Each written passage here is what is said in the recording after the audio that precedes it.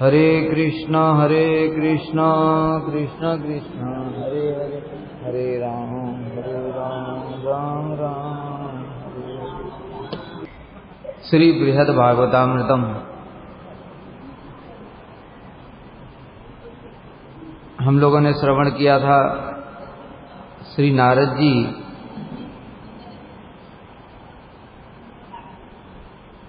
पांडवों के पास गए और पांडवों के पास जाकर के श्री युधिष्ठिर महाराज जी उनकी पूजा के लिए जो सामान लाए थे वो सब सामान नारद जी नहीं लेकर के उल्टी युधिष्ठिर महाराज की पूजा कर दी। श्री नारद उवाच यूयं निर्लोके वत भूरि भागा येषां प्रियोसो जगदीश्वरेशः देवो गुरुर्बन्धुषु मातुलेयो दूतः सुहृत् सारथी उक्तितंत्रः। आप लोग परम सौभाग्यशाली हैं क्योंकि जगदीश्वरों के भी ईश्वर भगवान श्री कृष्ण आपके प्रिय इष्टदेव गुरु बंधुओं ममेरे भाई दूत सारथी मित्र आज्ञाकारी सेवक। ये हम लोगों ने कल सुना था। इसकी टीका श्रील सनातन गोस्वामी कह रहे हैं नारद जी द्वारा पांडवों की महिमा यहां से प्रारंभ हुई है। इस नरलोक में आप ही सौभाग्यशाली हैं। नरलोक कहने से कोई ये ना समझे कि स्वर्ग में जो लोग हैं वो अधिक सौभाग्यशाली हैं। अत्यधिक भोग और ऐश्वर्य संपत्ति से भरपूर स्वर्ग इत्यादि में वैराग्य नहीं होता है। इंद्र भी सौभाग्यशाली हैं, वहां पर भी उपेंद्र हैं, भगवान वामन देव उनके छोटे भाई हैं, किंतु इंद्र को ज्यादा कोई इतना वैराग्य ही नहीं है, भोगों में डूबे रहते हैं। इतना ज्यादा भोगों में डूबे रहते हैं कि उनको गुरुजी एक बार आ गए, उनको अच्छा ही नहीं लगा कि कहाँ गुरुजी आ गए, इस समय आनंद ले रहा था। ऐसी दशा है। इतना ज्यादा भोगों में डूबे हैं कि दूसरी पत्नियों के प्रति भी कुदृष्टि है। तो इस प्रकार से नरलोक की महिमा बता रहे हैं, स्वर्ग इत्यादि से भी अधिक है, क्योंकि यहाँ पर युधिष्ठिर महाराज जी को वैराग्य है। धन संपत्ति तो बहुत है, ऐश्वर्य बहुत है, किंतु वैराग्य भी है। अगर वैराग्य ही नहीं है, केवल उस भोग में डूबे हुए हैं, तो फिर क्या भाग्य है। इसलिए कह रहे हैं आप बड़े भाग्यशाली हैं। भूरि भाग्य, भूरि भाग्य मतलब पराकाष्ठा है, भाग्य की चरम सीमा। परम सौभाग्यशाली हैं। और भाग्य शब्द का अर्थ क्यों बताया? भाग्य का अर्थ बताया भगवान की कृपा प्राप्ति, भक्ति लक्षण से युक्त भाग्य अथवा भगवान का भजन रूप भाग्य। भाग्य किसको कहा गया है? इस जगत में भाग्य, लोग सोचते हैं पैसा मिल गया बड़े भाग्य, नौकरी मिल गई बड़ा भाग्यशाली, अच्छी पत्नी मिल गई, अच्छा पति मिल गया बड़े सौभाग्यशाली। ये जागतिक दृष्टिकोण से तो भाग्य है, किंतु पारमार्थिक दृष्टिकोण से ये दुर्भाग्य भी हो सकता है। कैसे? जैसे भगवान और नारद जी एक बार गए थे सेठ जी के यहाँ पर, और सेठ जी के यहाँ जब गए तो सेठ जी ने भगवान का कोई सम्मान नहीं किया, नारद जी का भी कोई सम्मान नहीं किया। दोनों साधु बन करके गए थे, उल्टा उनका अपमान किया। तो जाने के समय भगवान ने उनको बोला तुम्हारा धन धान संपत्ति पुत्र परिवार खूब बड़े। यह सुनकर के नारद जी को बड़ा आश्चर्य हुआ, ऐसा क्यों बोल रहे हैं? इन लोगों ने हमारा अपमान किया, वो पानी भी नहीं दिया पीने के लिए, और भगवान कह रहे हैं तुम्हारा धन संपत्ति पुत्र परिवार सब बड़े, वृद्धि हो। तो भगवान ने बताया देखो अगर इनका ये सब बढ़ेगा तो इनकी इसी में आसक्ति रहेगी, फिर ये कभी भजन नहीं कर पाएंगे। इसलिए जो देखने में भाग्य लग रहा है वो दुर्भाग्य है। दूसरी ओर एक बूढ़ी माता जी थी, उनके पास में एक ही गाय थी, उनके पास में गए, टूटी फूटी झोंपड़ी। तो जब साधु लोग आए तो माता जी ने उनको आसन दिया, नारद जी और भगवान दोनों को हालचाल पूछा, गाय का दूध पिलाया, बढ़िया। और जाने के टाइम में भगवान ने बोल दिया जाओ तुम्हारी गाय मर जाए। अब ये देखने में जगत के दृष्टिकोण से दुर्भाग्य लग रहा है, लेकिन नारद जी ने पूछा कि प्रभु आपने ऐसा क्यों बोला, इसने तो इतनी सेवा करी। कहते नारद, इसकी अंतिम आसक्ति इस गाय में है, इसलिए ये गाय मर जाएगी तो इसकी पूर्ण रूप से मेरे प्रति शरणागति हो जाएगी और ये मुझको प्राप्त होगा। तो देखने में दुर्भाग्य जो लग रहा है वो सौभाग्य है, और जो देखने में सौभाग्य लग रहा है वो दुर्भाग्य है। इसलिए भाग्य की परिभाषा किससे देखा जाएगा? भगवान की भक्ति हो रही है कि नहीं हो रही है, बस यही पैरामीटर। अतएव उसी भगवत कृपा को प्राप्त कराने वाली भक्ति के लक्षण से युक्त भाग्य की चरम सीमा का नाम भूर भाग्य है। युधिष्ठिर महाराज के लिए कह रहे हैं कि भगवत कृपा को प्राप्त कराने वाली भक्ति के लक्षण से युक्त भाग्य है ये, इसलिए इसको भूर भाग्य, महासौभाग्यशाली है।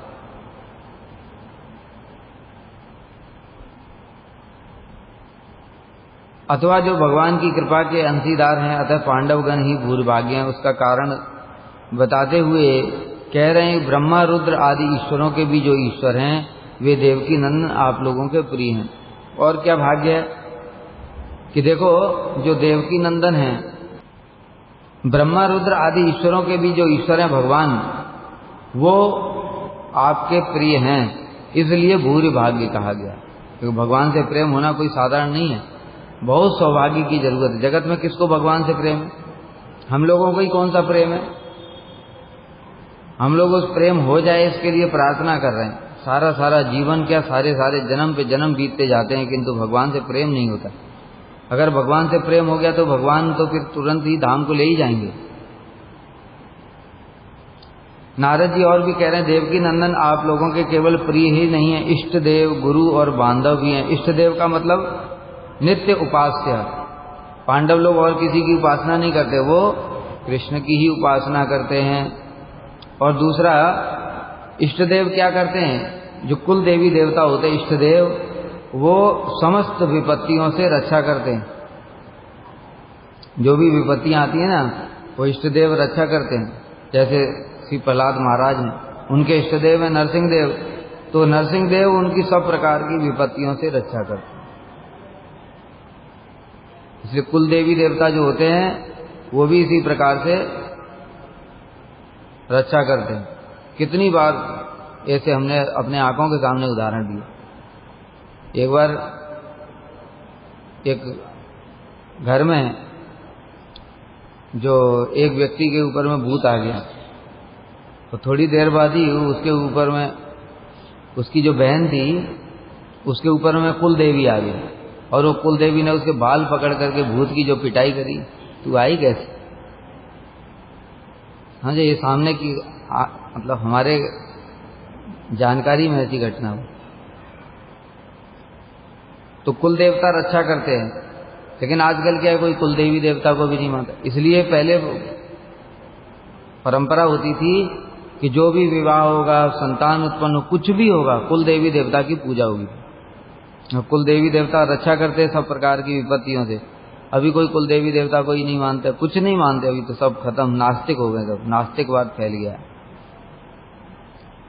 तो इस प्रकार से जो इष्ट देव हैं वो सब समय रक्षा करते सभी विपत्तियों से, और कृष्ण इष्ट देव हैं, क्योंकि जितनी भी पांडवों पर विपत्तियां आती हैं सब विपत्तियों से कृष्ण ही रक्षा करते, इसलिए इनको इष्ट देव कहा गया। गुरु अर्थात साक्षात रूप में सब प्रकार के उपदेशदाता। कृष्ण गुरु हैं पांडवों के। देखो, अर्जुन को उपदेश प्रदान किया। युद्ध भूमि में जब अर्जुन को मोह हो गया तो कृष्ण ने उनको उपदेश प्रदान किया गीता का, और गीता का उपदेश प्रदान करके उनके मोह को दूर किया। युधिष्ठिर महाराज को मोह हो गया युद्ध के बाद में, तब उनको भी उपदेश प्रदान किया, लेकिन उनका मोह दूर नहीं हुआ। तो भी कृष्ण ने उनको छोड़ नहीं दिया, उनको लेकर के गए भीष्म पितामह के पास में, और भीष्म पितामह के माध्यम से मोह दूर कराया। क्या कृष्ण में शक्ति नहीं है? भीष्म में शक्ति ज्यादा है क्या? कृष्ण जहां पर स्वयं विराजमान हैं वहां पर किसी अन्य की आवश्यकता ही क्या है? अरे भीष्म जो बोल रहे हैं उनको बुलवा कौन रहा है? ये बात बिल्कुल प्रमाण है, ऐसे नहीं बोल रहे अपने मन से। महाभारत पढ़ो जाकर के, उसमें वर्णन है कि जब भीष्म के पास में कृष्ण लेकर के सबको गए और कहा कि ये युधिष्ठिर महाराज को मोह हो गया है, आप इनको कुछ उपदेश दीजिए, आप सबसे वृद्ध हैं, आप सबसे ज्ञानी हैं, सब कुछ है आप। तो भीष्म पितामह भी हंसने लगे, कहने लगे आप भी कैसी बातें करते हैं, ऐसी बाणों की सैया पर लेटा हुआ हूं, शरीर से खून निकल रहा है, इतनी व्यथा हो रही है यार कि आप कह रहे उपदेश दो। ऐसे कोई उपदेश देता है क्या? बताओ, ऐसी दशा में किसी का कभी सुना कि उपदेश दे रहा है? हमारे थोड़ा सा अगर बुखार आ जाए तो कथा में नहीं आते, और बुखार छोड़ो अगर कहीं पूरा हाथ उंगली कट जाए तो कितने दिन कथा में नहीं आएंगे पता नहीं। और पूरे शरीर में ही बाण घुसे हों, वो भी कैसे बाण, थोड़ा बहुत ऐसा नहीं कि कांटे की तरह चुभ गया, इस पार से घुसा है उस पार निकल रहे हैं, सारे बाण आर पार घुसे हुए हैं।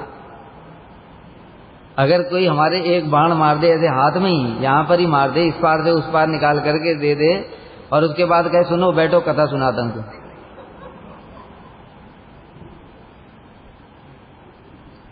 कैसा लगेगा? हम कभी कल्पना भी कर सकते हैं। या कोई कहे प्रभु जी आप बड़ी अच्छी कथा बोलते हैं, थोड़ा कथा सुना दो अभी, तो ये बाण लेकर के क्या कहेगा, ला पहले तेरे घुसाता हूं तब तुझे समझ में आएगा,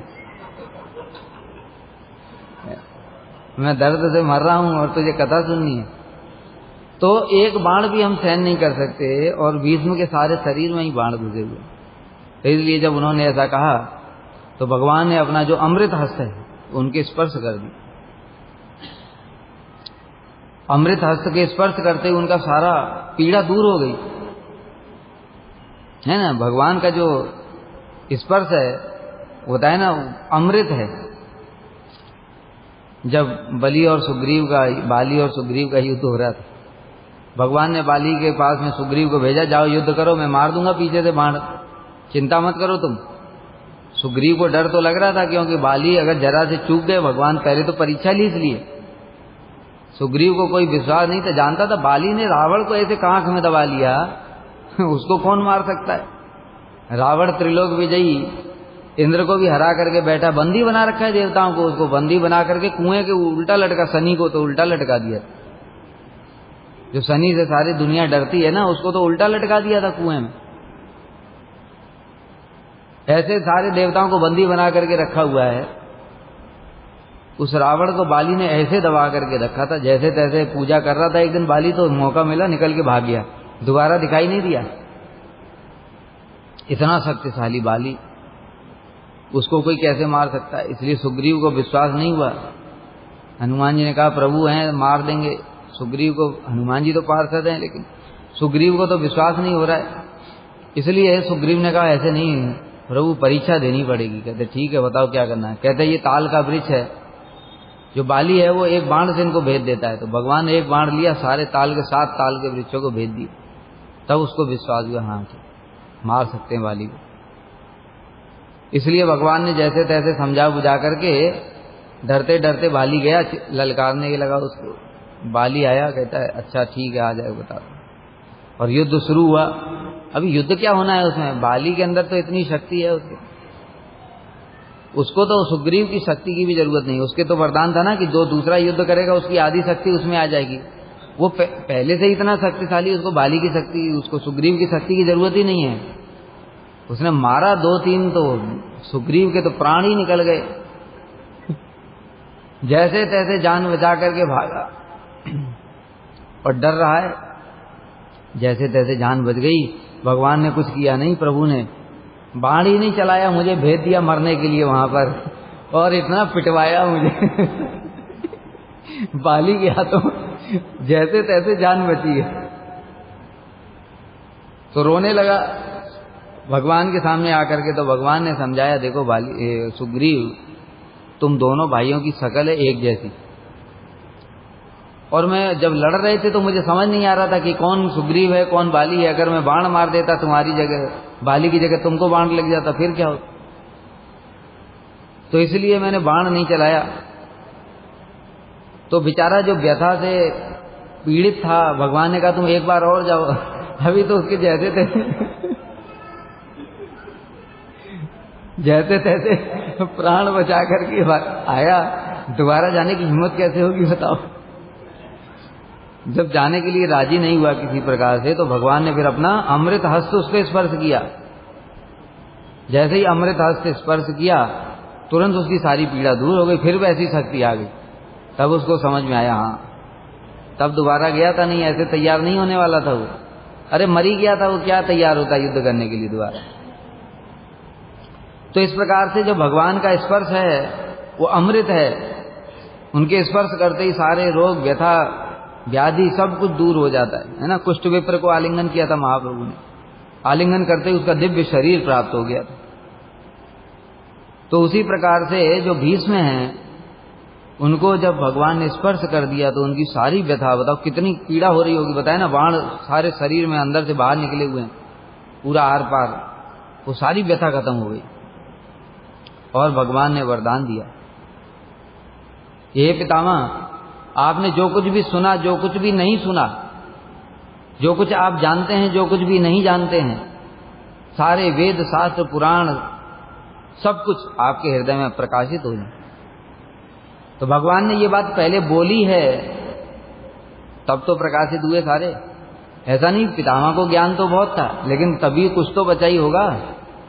बहुत कुछ ऐसी चीजें होंगी जो उन्होंने भी नहीं पढ़ी होंगी, तो लेकिन भगवान ने जैसे सब प्रकाशित हो गया। तो मतलब कहने का तात्पर्य क्या है कि बोल तो कृष्ण ही रहे हैं, नहीं तो पितामह तो बोल ही नहीं पाते, उनकी दशा ही कहां थी बोलने लायक। तो कृष्ण ही बोल रहे हैं, लेकिन क्रेडिट भीष्म पितामह को दे रहे हैं, क्योंकि वो उनके परम भक्त हैं और उनका प्रयाण का समय भी आ गया है, उत्तरायण। ठीक है, इस कारण से जो युधिष्ठिर महाराज हैं उनको भी उपदेश दिया श्री कृष्ण ने, भीम को भी उपदेश दिया। बताओ कब दिया उपदेश देना है?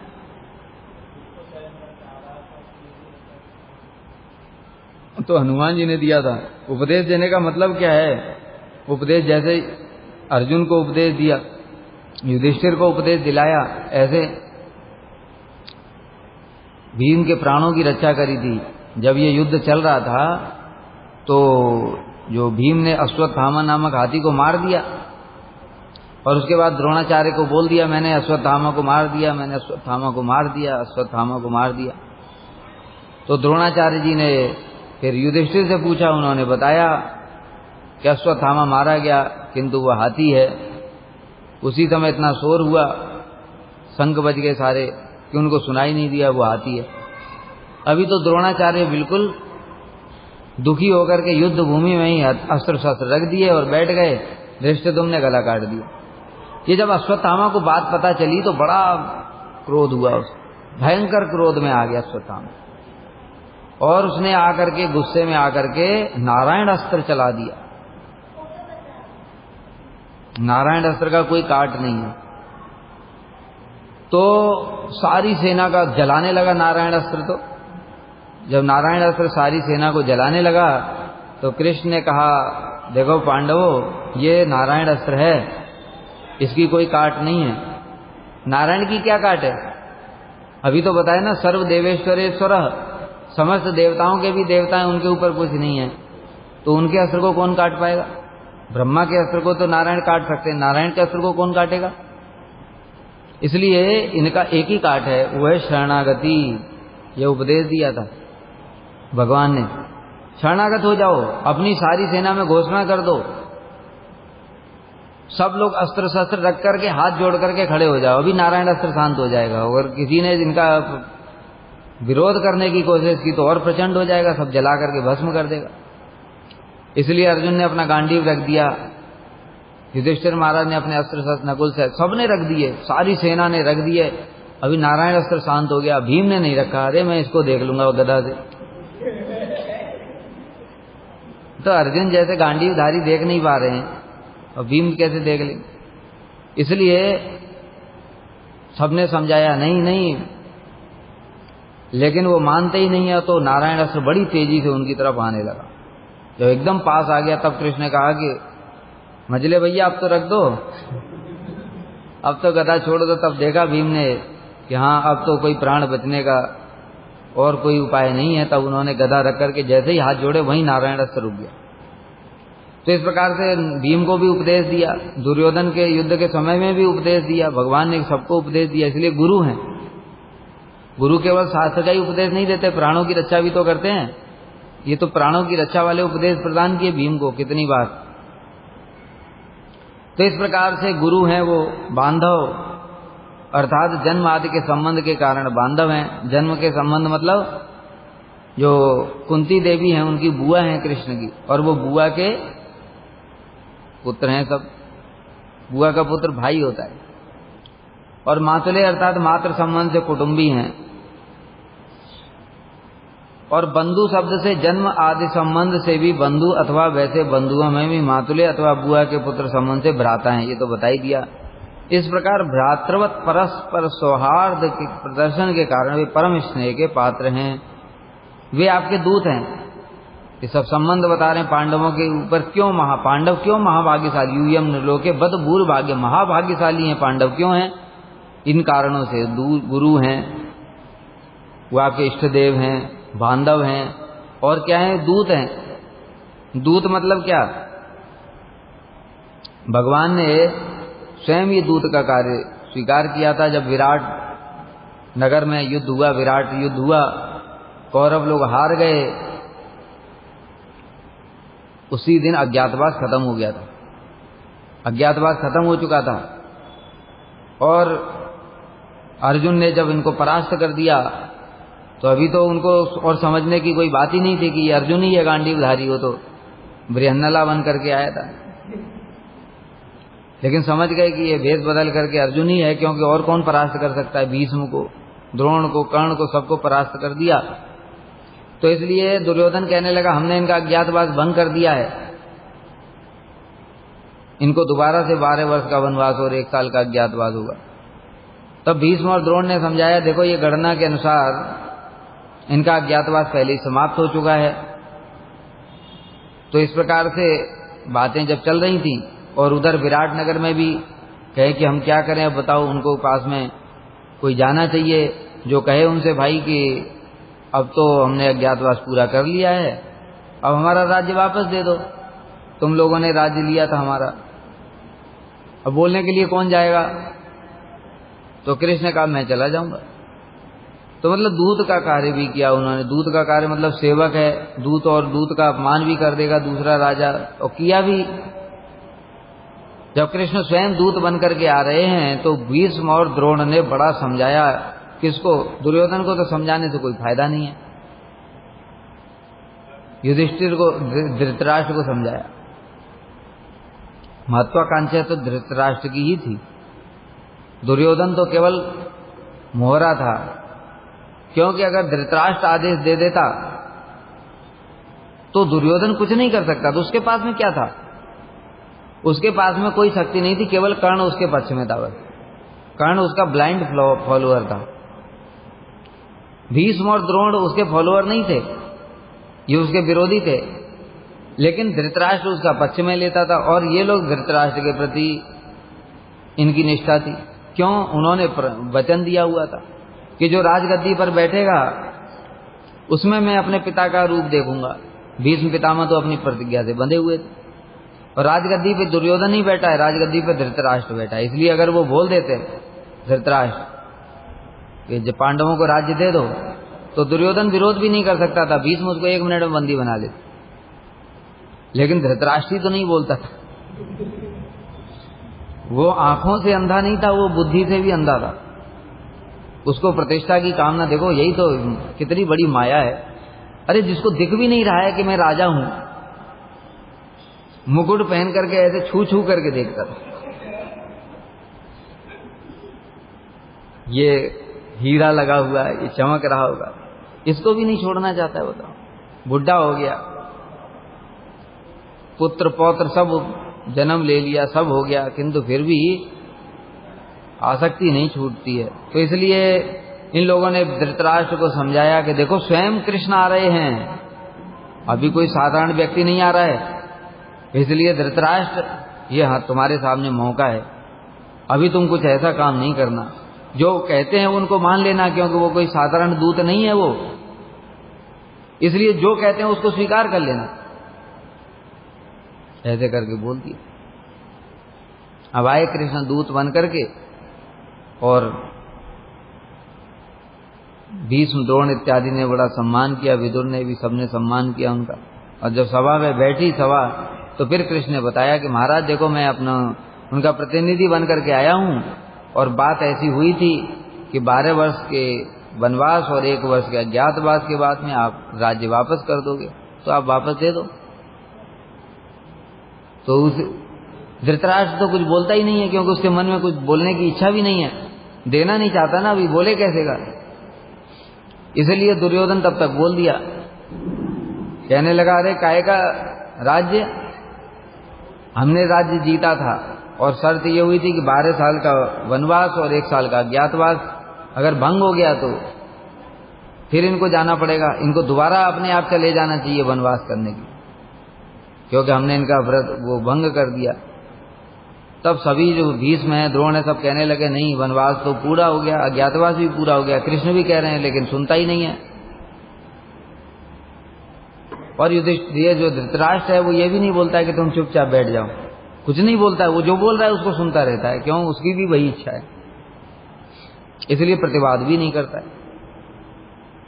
और अंत में दुर्योधन तो महादुष्ट था, इसलिए उसने बोल दिया कि अरे तुम राज्य की बात करते हो, हम उनको कुछ भी नहीं देंगे। तो कृष्ण ने कहा ठीक है, देखो मैं उनका प्रतिनिधि भी हूं, और पांडव लोग बड़े संतोषी स्वभाव के हैं, इसलिए मैं उनकी तरफ से वचन देता हूं, तुम उनको केवल 5 गांव दे दो और पांडव लोग शांति से रहेंगे बस। दुर्योधन फिर खड़ा हो गया, कहता अरे 5 गांव की तो बात छोड़ो, सुई की नोक के बराबर भूमि भी नहीं दूंगा।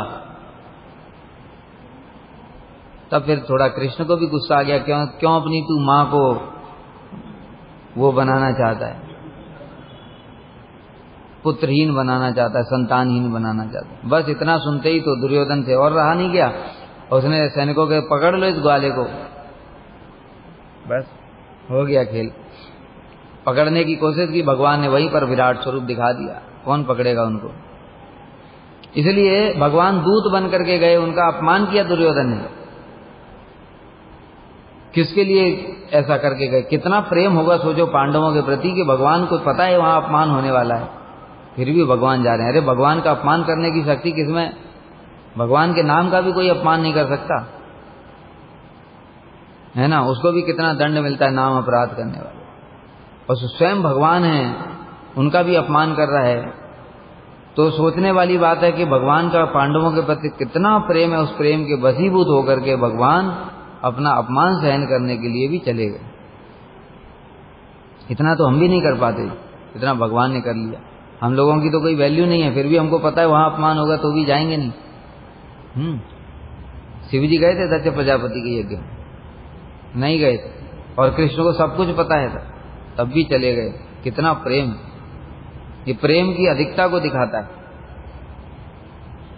फिर सारथी हैं, सारथी मतलब क्या है, आज्ञाकारी सेवक भी है। सारथी क्या होता है, आज्ञाकारी सेवक। सारथी रथ इधर चलाओ, सारथी रथ इधर चलाओ, वो सारथी क्या करेगा, वो तो जो मालिक है उसकी आज्ञा का ही तो पालन करता है, और क्या होता है सारथी का काम। अरे जिनकी इच्छा से ब्रह्मांड के चल रहे हैं, भगवान बोलते भी नहीं माया को, माया इधर ऐसा कर, माया इधर ऐसा कर, एक बार आदेश दे दिया बस सो गए बैठ करके कारणोदकसाई। एक बार माया को चालू कर दिया, ईक्षण किया तो माया चालू हो गई, बस उसके बाद फिर सोए हुए आराम से, उनको कोई टेंशन नहीं है। और माया चलाती रहती है अपना, ब्रह्मांडों को चलाए जा रही है, और उनके आदेश से काल भी चल रहा है, सूर्य भी चल रहा है, चंद्र भी चल रहे हैं, इंद्र देवता भी चल रहे हैं, ब्रह्मा शिव भी चल रहे हैं, और अर्जुन इनको इधर चलो उधर चलो इधर चलो। सोचने वाली बात, भगवान के कितने प्रिय हैं वो, जो भगवान उनके ऐसे आज्ञाकारी सेवक सारथी बने हुए। और युद्ध के समय अर्जुन ने कहा भी, अच्युत मेरी सेना को मेरे रथ को दोनों सेनाओं के मध्य में ले चल। और भगवान ने आज्ञा पालन करते हुए अर्जुन की आज्ञा भगवान पालन कर रहे हैं और रथ को ले जाकर के दोनों सेनाओं के बीच में खड़ा कर।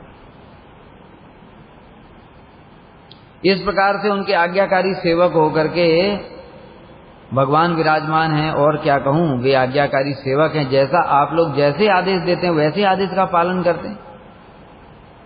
राजसूय यज्ञ में भी उनको जो बोल दिया कि भाई तुम ये काम सेवा करोगे, खुद ही कृष्ण ने सेवा ले लिया, साधु संतों के चरण धुलाने की सेवा ले लिया। कैसे कैसे उन्होंने सेवाएं करी हैं पांडवों की, ऐसा कैसे संभव है? क्यों? क्योंकि वो भगवान के परम प्रिय हैं। इसलिए इस प्रकार मूल श्लोक के देवो गुरु इत्यादि द्वारा वाक्यों में प्रियत्व सिद्ध हुआ, अथवा प्रिय शब्द का सभी पदों के साथ अन्वय प्रिय देवता, प्रिय गुरु, प्रिय सेवक ऐसे करके समझना चाहिए। कोई प्रश्न पूछ सकता है कि तो अर्जुन ने तो शिव जी की पूजा करी थी, तो उनके इष्ट देव तो शिव जी हैं। तो कह रहे शिव जी की पूजा करने की उनकी कोई इच्छा नहीं थी, कृष्ण ही बोला था, हे अर्जुन जाओ तुम, युद्ध होगा। तुम इसलिए अर्जुन को वहां पहले स्वर्ग भेजा, स्वर्ग में जाकर के सारे दिव्यास्त्र प्राप्त करके आए। उसके बाद में कहा अभी तुम्हारे पास एक कमी है, वो पाशुपतास्त्र लेकर के आओ, शिव जी को प्रसन्न करो। अरे कृष्ण ये सब करवा रहे हैं, नहीं तो उनको कोई भी जरूरत नहीं है। बताओ परीक्षित के पास में कौन सा पाशुपतास्त्र था? परीक्षित के पास कौन से दिव्यास्त्र थे? वो तो गर्भ में थे, बालक अपनी रक्षा क्या करेगा? तो जो गर्भ में संतान है उसके लिए भी कृष्ण ने सुदर्शन छोड़ दिया, ब्रह्मास्त्र को निस्तेज कर दिया। अर्जुन के आज्ञाकारी सेवक हैं भगवान, तो अर्जुन के लिए सुदर्शन नहीं छोड़ सकते थे, ब्रह्मास्त्र को निस्तेज नहीं कर सकते थे जो अश्वत्थामा ने छोड़ा था?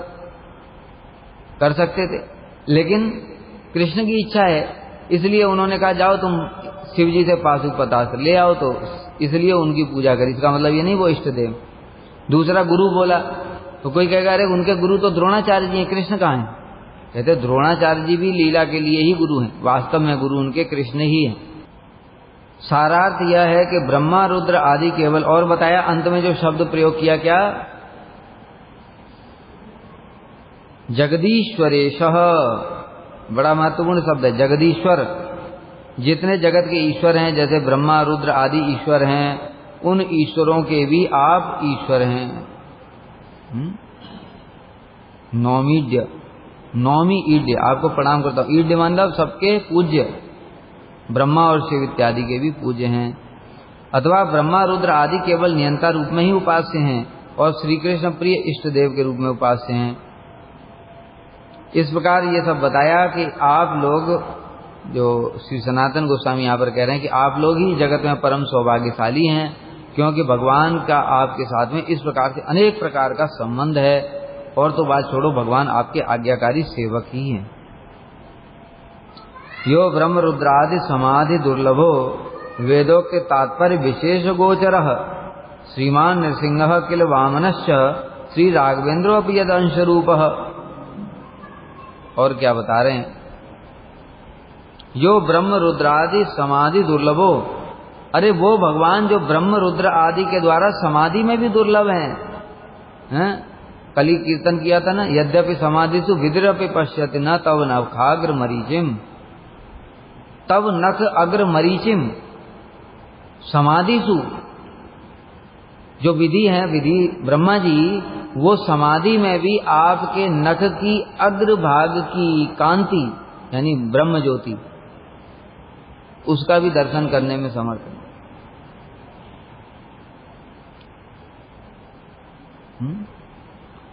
लेकिन आपकी कृपा से वो सब संभव हो जाता है। और दूसरा, समाधि में भी दुर्लभ हैं। और दूसरा बताया वेदों के तात्पर्य विशेष गोचर, आप समस्त वेदों के तात्पर्य हैं, तात्पर्य के विषय हैं। और क्या बताया, श्रीमान नृसिंह किल वामनश्च, श्री नरसिंह देव, श्री वामन देव, श्री राघवेंद्रोपि, श्री राम जी अर्थात राम जी आदि के यद अंश रूपः, ये सब भी जिनके अंश रूप हैं, मतलब भगवान कृष्ण के ये सब अंश हैं। कह रहे जो कृष्ण है वे साक्षात रूप में भगवान के दर्शन नहीं होते। कृष्ण के दर्शन साक्षात रूप में ब्रह्मा इत्यादि को नहीं होते हैं। वो वेदों के द्वारा ही जानते हैं कि कृष्ण ही परम तत्व है, बस। जैसे हम लोग भी कभी कृष्ण को साक्षात दर्शन नहीं कर पाते। हम लोग कृष्ण तो भगवान स्वयं अगर बोल दिया जाए तो 1 घंटा खड़े होकर भाषण दे देंगे। कैसे दे रहे हैं हमको पता नहीं, अभी कभी कृष्ण को देखा नहीं, कृष्ण स्वयं भगवान है, लेकिन कैसे भाषण दे देंगे? क्योंकि हमने पढ़ा है, गीता में लिखा है, हमने पढ़ा है, भागवत में लिखा है, हमने पढ़ा है, गर्ग संहिता में लिखा है, पद्म पुराण में लिखा है। इस प्रकार से शास्त्र पढ़ करके हमको जानते हैं कि कृष्ण स्वयं भगवान है, किंतु हमने कभी देखा नहीं है। उसी प्रकार से यहाँ पर कह रहे हैं कि जो ब्रह्मा इत्यादि भी हैं वो आप सबके मूल हैं। ये कैसे जानते? वेदोक्ति, वेदों की उक्तियों के कारण जानते हैं। अर्थात वेदों में बार बार ऐसा कहा गया है कि कृष्ण ही स्वयं भगवान है। इस प्रकार से आपको जानते हैं, किंतु वो भी दर्शन नहीं कर पाते आपके कभी भी, समाधि में भी। साक्षात रूप में वे वेदों के भी अगोचर हैं। वेदों को पढ़कर भी ब्रह्मा इत्यादि उनके दर्शन नहीं कर सकते। वे देवकी नंदन श्री कृष्ण परम मधुर सच्चिदानंद घन स्वरूप हैं। ब्रह्म की भांति केवल चिन्मात्र सत्ता नहीं, अतः ये वेदों की साक्षात वृत्ति द्वारा गोचर नहीं है। बताए ना, वेदों को पढ़कर भी ना हम वेद ही न तपसा न दाने न चेज्या, मैं वेदों के द्वारा भी इस प्रकार से देखा नहीं जा सकता। भक्त्या माम अभिजानाति यावान यचस्मि तत्वतः, केवल शुद्ध भक्ति के द्वारा ही मुझे दर्शन कर सकते हो, वेदों के द्वारा नहीं कर सकते। तो इस प्रकार से भगवान वेदों के द्वारा भी दर्शन नहीं किए जा सकते, और ब्रह्मा इत्यादि केवल वेद के द्वारा ही जानते हैं कि भगवान कृष्ण स्वयं है, भगवान। यदि कहो तो क्या नरसिंह वामन इत्यादि भी ऐसे ही हैं? तो कह रहे हैं कि वो भी ऐसे ही हैं, किंतु उनकी अपेक्षा भी कृष्ण का वैशिष्ट है। कैसे? क्योंकि कृष्ण के वो सब अंश हैं। इसलिए यहाँ पर दूसरी लाइन में क्या कह रहे हैं? श्रीमान नरसिंह वामन राघवेंद्रोपि यद अंश रूप। नरसिंह वामन और श्री राघवेंद्र राम जी भी जिनके अंश हैं, अर्थात उनके भी वो मूल हैं कृष्ण। इन अवतारों की तुलना में कृष्ण का अधिक वैशिष्ट है। यद्यपि जो अन्य अन्य अवतार हैं वो भी अत्यंत शोभा से विशिष्ट हैं, क्योंकि वो कृष्ण ही तो हैं। केशव धीता नरसिंह रूप नरहरि रूप, तो वो सब भी कृष्ण ही हैं और उनकी भी बड़ी शोभा है। यद्यपि जो नरसिंह देव है परम भयंकर स्वरूप उन्होंने धारण किया, लेकिन प्रहलाद महाराज ने तो उनकी कितनी सुंदर सुंदर दिव्य स्तुतियां करी हैं। तो उनका भी अपना एक सौंदर्य है, शोभा है। जब नरसिंह देव सौम्य हैं उस समय सारा जगत पूजता है उनकी। और दूसरा, भगवान वामन देव भी जब बलि महाराज के यज्ञ में गए थे, भगवान वामन देव का भी अपना सुंदर स्वरूप है, शोभा है। कैसी शोभा थी उनकी पता है? वामन देव जब गए, दूर से ही ऐसा लग रहा था कोई सूर्य आ रहा है, इतना तेज था भगवान वामन देव। जब पास में पहुंचे तो देखा एक बालक ब्राह्मण परम तेजस्वी, सारे जितने ऋषि मुनि थे सब उठ करके उनके तेज के आगे खड़े हो गए थे। वो कोई ऋषि मुनि कोई साधारण नहीं थे, वो सब भृगुवंशी थे, महातेजस्वी ऋषि मुनि थे। भृगु कौन है? भृगु शुक्राचार्य तो उनके पुत्र हैं। सारे ये भृगुवंशी ऋषि मुनि इतने तेजस्वी थे, भृगु ने जाकर के नारायण के बैकुंठ में लात मार दी थी। शुक्राचार्य कितने कम तेजस्वी हैं। शुक्राचार्य जी ने बलि को जीवित कर दिया पुनः संजीवनी विद्या के द्वारा, महातेजस्वी हैं। और उनके सब और भी बड़े बड़े ऋषि मुनि थे वहां पर। जैसे ही किंतु वामन देव वहां पर आए और उनके तेज के आगे सब निस्तेज हो गए और सब उठ करके खड़े होकर के उन्होंने ब्राह्मण का सम्मान किया। उनकी भी अपनी शोभा है। और राघवेंद्र तो स्वयं भगवान ही है, रामचंद्र जी साक्षात भगवान होने पर भी किंतु अपने असीम ऐश्वर्य का प्रकाश नहीं किया राम अवतार में, इसलिए वे भी अवतार जैसे ही प्रतीत होते हैं, किंतु कृष्ण स्वयं अवतारी हैं। एते चांस कला पुंसा कृष्णस्तु भगवान स्वयं। तो जैसे अवतार का वैशिष्ट है वैसे ही उनके भक्तों का भी वैशिष्ट है। अवतार के जब भक्तों का तारतम्य, भक्ति का तारतम्य और अवतार का तारतम्य, शुरू से यही दिखाया जा रहा है। शुरू कहां से हुआ था? हैं? भगवान के कौन से अवतार का शुरू हुआ था? हैं? कहां से शुरू हुआ था बताओ? शालिग्राम शिला से। शालिग्राम शिला, और शालिग्राम शिला का क्या वैशिष्ट्य है? गोल गोल, हाथ पैर भी नहीं है, समझ गए? इसलिए वो सबसे नीचे से शुरू हुआ, लेकिन वो नारायण स्वरूप है। फिर उससे ऊपर आए भगवान का विग्रह है, राजा दक्षिण भारत का राजा, वो विग्रह की सेवा करते, उनका वैशिष्ट है। वो विग्रह से भी ज्यादा वैशिष्ट किसका है? स्वयं भगवान वामन देव बातचीत करते। विग्रह तो बात नहीं करते, हम तो कृष्ण की दिन रात सेवा कर रहे हैं, बात ही नहीं करते, कभी बताते नहीं है हमको क्या अच्छा लगा क्या अच्छा नहीं लगा, कच्चा चावल खिला दिया, नमक कम था, कुछ नहीं बोलते। अपने मन से हम जो भी किए जा रहे हैं वो देख रहे हैं भगवान, पता नहीं खाते हैं नहीं खाते ये भी पता नहीं। तो उससे ज्यादा तो वामन देव है, तो वो बोल देते हैं इंद्र को कि ऐसा ठीक नहीं है, ठीक है। और वो वामन देव से भी फिर जो है वैशिष्ट है, सहस्र शीर्षा पुरुष सहस्राक्ष सहस्रपाद, सहस्र शीर्षा पुरुष है ब्रह्मा जी के सत्यलोक में। और फिर उससे ऊपर नारायण है, फिर इससे ऊपर फिर नरसिंह देव हैं। इस प्रकार से तारतम्य चल रहा है।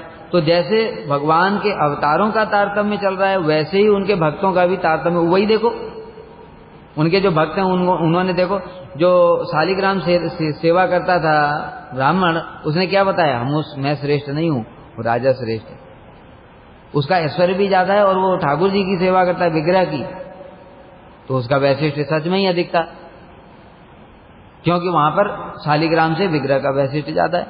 फिर उसके बाद में विग्रह से भी जो बताया, जो साक्षात भगवान बातचीत करते हैं, तो राजा ने बोला कि इंद्र का ऐश्वर्य देखो ना जाकर के, वहां पर भगवान के जो अवतार हैं वो भी वामन देव हैं, बातचीत करते हैं, उनकी सेवा ग्रहण करते हैं साक्षात, हमको तो दिखाई नहीं देता है कुछ। तो वैशिष्ट भी ज्यादा है इंद्र का। उसके ऊपर में फिर ब्रह्मा जी 12 महाजन में, उसके ऊपर फिर नारायण के वासी वैकुंठवासी सब लोग हैं। तो इस प्रकार से फिर प्रहलाद की महिमा, प्रहलाद से भी ज्यादा फिर हनुमान जी की महिमा, और राम जी की इधर महिमा, इधर अवतार की महिमा है ना। नरसिंह देव से भी राम की महिमा अधिक है अवतार के तारतम्य के अनुसार। तो जैसे जैसे अवतार का तारतम्य चल रहा है, वैसे वैसे उनके भक्तों का भी तारतम्य चल रहा है, और फिर भक्तों के तारतम्य के अनुसार उनकी भक्ति का भी तारतम्य, मतलब उनका जो भक्ति है वो श्रेष्ठ है। इसलिए हनुमान जी ने कहा पांडव लोग बहुत श्रेष्ठ।